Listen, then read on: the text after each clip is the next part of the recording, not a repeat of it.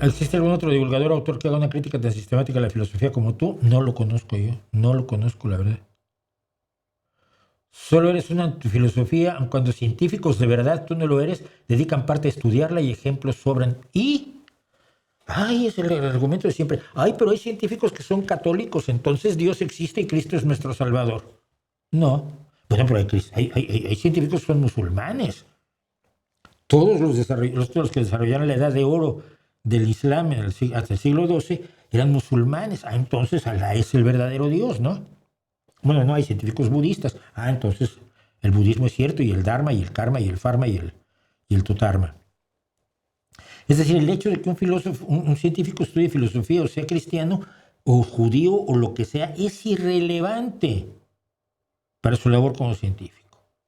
O que le vaya al Madrid o al Barça, o al Arsenal o al Liverpool. Da exactamente igual.